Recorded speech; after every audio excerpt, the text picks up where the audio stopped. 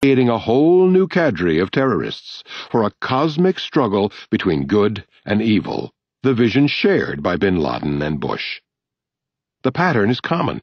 To mention another recent case, the U.S.-Israeli assassination of the revered quadriplegic cleric Sheikh Ahmed Yassin, along with half a dozen bystanders, outside a Gaza mosque in March 2004, led to the brutal murder of 4 U.S. security contractors in Fallujah in immediate retaliation, which in turn provoked the Marine invasion that killed hundreds of people and set off conflagrations throughout Iraq. There's no mystery here. Unless enemies can be completely crushed, violence tends to engender violence in response.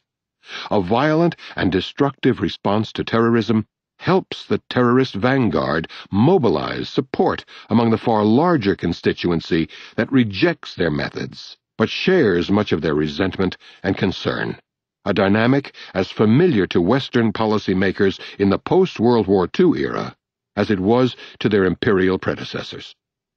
Paying attention to the world leads to conclusions that some would prefer to ignore.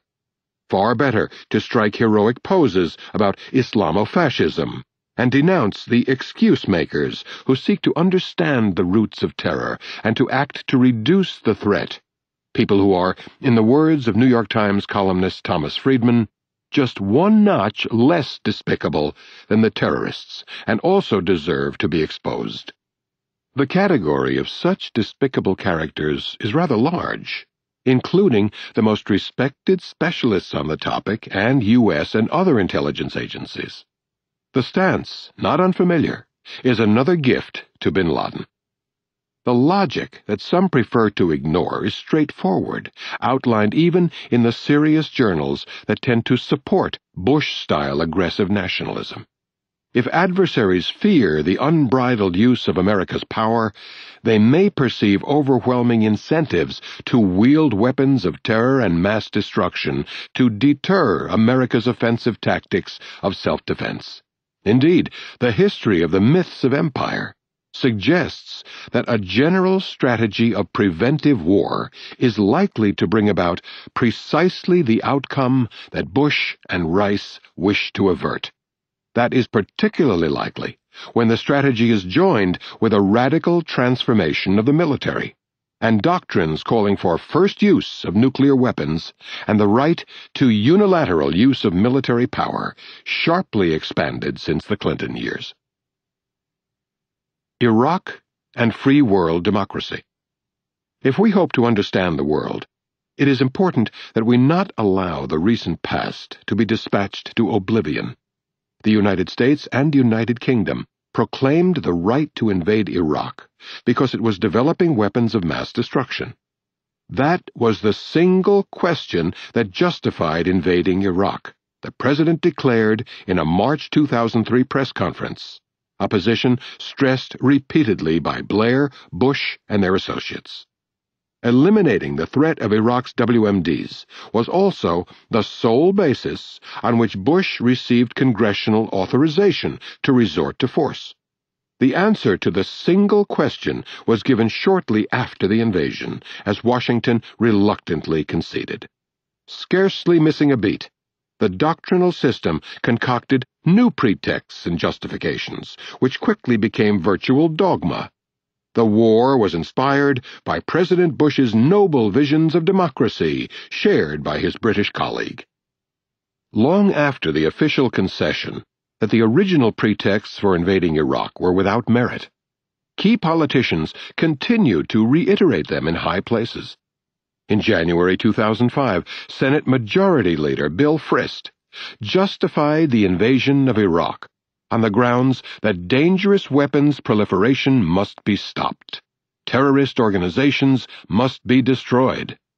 It is apparently irrelevant that the pretexts have been officially abandoned and that the invasion has increased terrorist threats and accelerated the proliferation of dangerous weapons. Frist's performance followed an earlier script.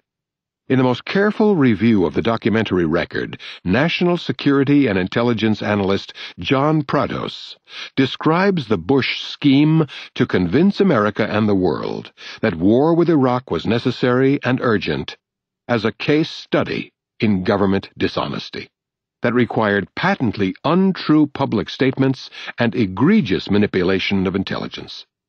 The planners knew that Iraqi WMD programs were either nascent, moribund, or non-existent, exactly the opposite of the President's repeated message to Americans.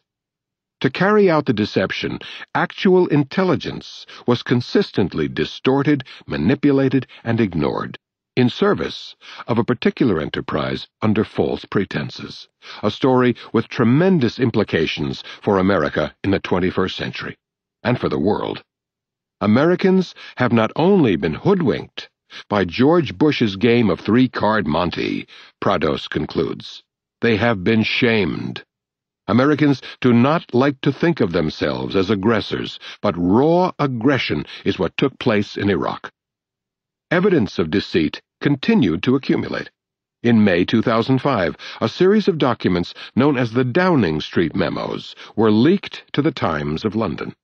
One memo revealed that 2 weeks before the war was launched, Attorney General Lord Goldsmith, Blair's chief legal advisor, counseled that regime change cannot be the objective of military action.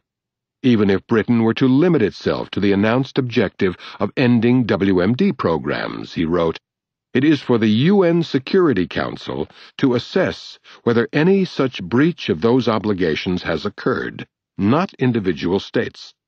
Lord Goldsmith then added that the United States had a rather different view. They maintain that the fact of whether Iraq is in breach is a matter of objective fact, which may therefore be assessed by individual member states, but I am not aware of any other state which supports this view. He did not have to add that the phrase individual member states referred to Washington alone. The basic content of Lord Goldsmith's polite wording was that Britain should at least make some gesture toward recognizing international law, unlike the United States, which is a rogue state that exempts itself from such formalities. The reaction to the leaked memos in the two countries is instructive. The revelations provoked a substantial uproar in England, but received little notice in the United States. Shortly after Lord Goldsmith's comments were made public, the London Sunday Times published an official memo of a secret meeting between Blair and his top advisers in July 2002. The document showed that the Bush administration had already decided to attack Iraq well before Congress was hoodwinked into authorizing force in October 2002, and also before the UN was invited either to endorse Washington's plan to use violence or to become irrelevant. British Middle East scholar Toby Dodge observed that the documents show that the case of weapons of mass destruction was based on thin intelligence and was used to inflate the evidence to the level of mendacity. Again, there was considerable reaction in England to these revelations, but the story was a dud in the United States, the press observed. Weeks later, when popular pressures led to coverage, much commentary shifted to the opposite mode in a familiar pattern. Why this hysteria from conspiracy theorists about what we always knew and had told the public loud and clear? In his memo to Blair, Lord Goldsmith also advised that given the patent criminality of regime change by invasion, it would be necessary to create the conditions in which we could legally support military action, seeking to provoke Iraq into some action that could be portrayed as a casus belli.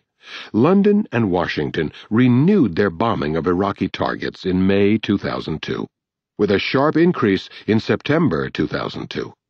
In the 9 months leading up to the official start of the war in March 2003, U.S. and U.K. planes flew almost 22,000 sorties, hitting 391 carefully selected targets, noted Lieutenant General Michael Mosley, commander of the Joint Operations.